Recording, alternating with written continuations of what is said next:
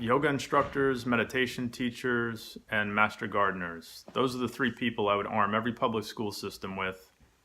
And why would I do that?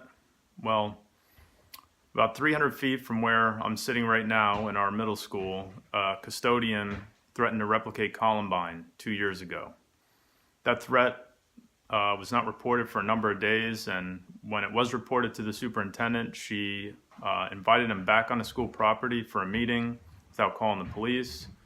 Luckily, somebody did call the police, and we ultimately found out that he had loaded weapons at home.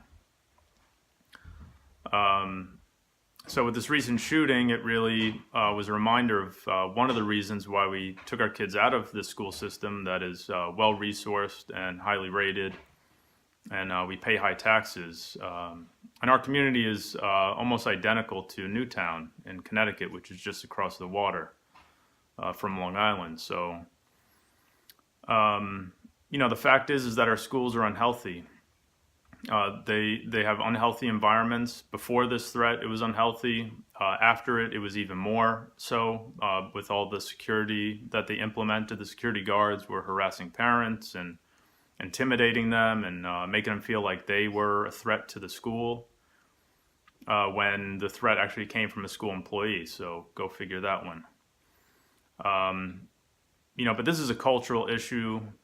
We are all cultivating these shooters, so we are the actual shooters. So until we change the way we nurture our children, this is going to continue to happen.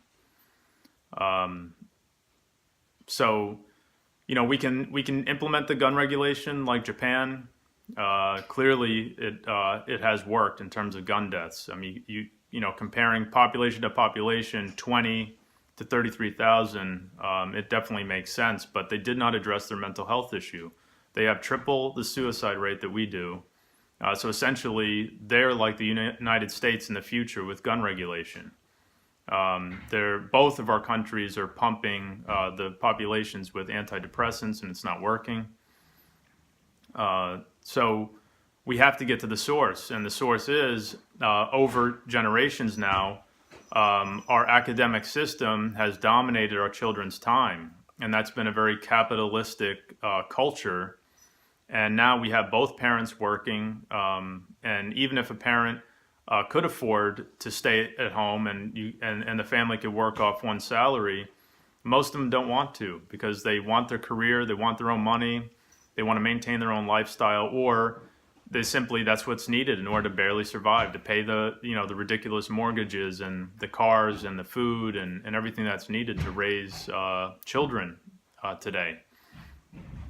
So that's the other issue, is that people need to be paid properly, so that way when young people start families, they can afford for one parent, whether it's the mother or father, to stay at home and nurture these kids and be involved in the schools, be involved in the community, be involved in their education to make sure that the school is a holistic environment and that those things get implemented and maintained.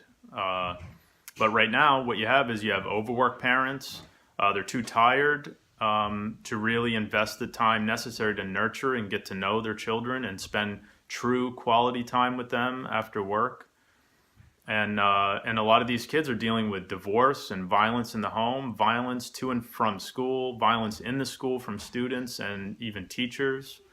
And that's something I experienced growing up, not only in many of the schools that I went to, but this school district here. I not only had violence from students, but also a teacher. So we're not really providing a holistic environment in our schools, and because they demand so much of our time, they're really responsible for these shootings, and they're also capable of implementing what's needed to properly nurture these kids and have a brighter, healthier, less violent future for everyone. But right now, there are shootings in the pipeline because we've already sowed the violence. We've sowed it with the way we live, the way we spend our time, and how we spend our money. So the best thing we can do is just to endure it and make the changes necessary